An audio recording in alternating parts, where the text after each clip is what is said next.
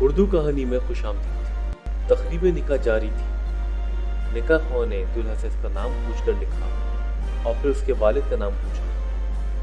دولہا اس سوال سے گھبرا گیا اور نکاح خواہ سے کہا، ہم دو ماں بیٹا ہیں، میں نے کبھی اپنے والدہ سے اپنے والد کا نام نہیں پوچھا، لہٰذا میں اپنی والدہ سے پوچھ کر آتا ہوں۔ یہ کہا اور گھر چلا گیا۔ محفل میں موجود لوگوں میں سے کسی کو بھی اس کے والد کا نام معلوم نہ تھا۔ گھر میں داخل ہو کر اس نے والدہ سے اپنے والد کا نام پوچھا۔ والدہ بھی گھبرا گئی اور گمسم خاموش۔ دولہا نے کئی بار اپنی والدہ سے پوچھا اور آخر کار شدید طیش میں آ گیا اور غصے میں اپنی ماں سے نہ جانے کیا کیا اول فول بکتا رہا۔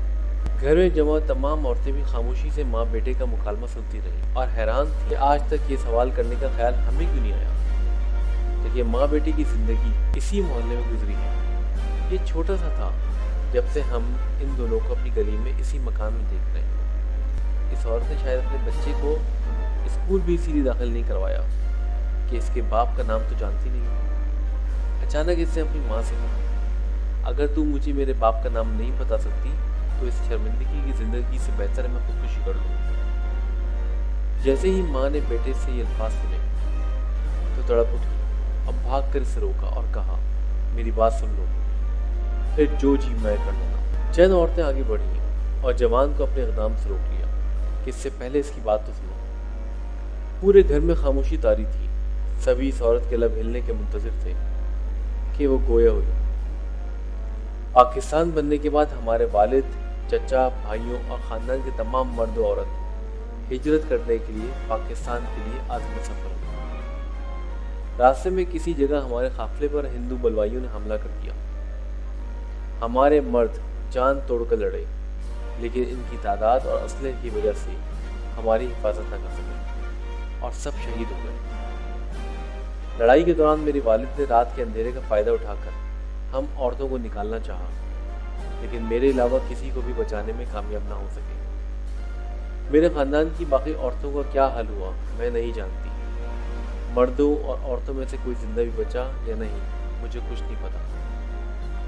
وہاں سے بھاگنے کے بعد میں انتہائی خوفزدہ حالت میں دن تو چھپ کر گزار دیتی اور رات کو اللہ کا نام لے کر اس کے راستے پہ چل پڑتی۔ یہ وہی راستہ تھا جو روانگی سے پہلے ہمارے مرد حضرات آپس میں تذکرہ کرتے رہتے تھے۔ ایک رات دوران سفر میں نے کسی جگہ پر ایک بچے کے رونے کی آواز سنی۔ آگے جا کر دیکھا تو کئی لاشوں کے درمیان ایک شیرخوار بچہ پڑا ہوا تھا۔ میں نے اسے اٹھا لیا، سینے سے لگائے لگائے سفر کرتی رہی، آخرکار پاکستان پہنچ گئی۔ مہاجر کیمپوں میں سے کسی میں بھی مجھے اپنے خاندان کا کوئی فرد نظر نہ آیا اور یوں میری دنیا صرف میرے اور اس بچے تک محدود رہ گئی۔ میری عمر کم تھی اور ابھی میری شادی بھی نہ ہوئی تھی۔ اپنی باقی زندگی میں نے اس بچے کی خاطر تنہائی گزار دی اور آج وہ بچہ میرے سامنے کھڑا ہے۔ اب بتاؤ، رات کے اندھیرے میں لاشوں کے درمیان سے اٹھائے گئے بچے کا نام مجھے کون بتاتا؟ ماں کی بات مکمل ہونے تک ہر آنکھ اشکبار تھی اور وہ بیٹا جو کچھ دیر پہلے ماں کو جلی کٹی سنا رہا تھا حیرت اور ممنونیت کا پہاڑ بنا کھڑا تھا۔ پھر شرمندگی کے ساتھ آگے بڑھا اور اس عورت کے احسانات کا بوجھ اٹھائے اس کے قدموں میں گر گیا۔ میرے نہایت ہی محترم اور قابل قدر خادم جن صاحب نے مجھے یہ واقعہ سنایا تھا، ان کا دعویٰ تھا کہ وہ اس تقریب میں موجود تھے اور اس کے عینی شاہد ہیں۔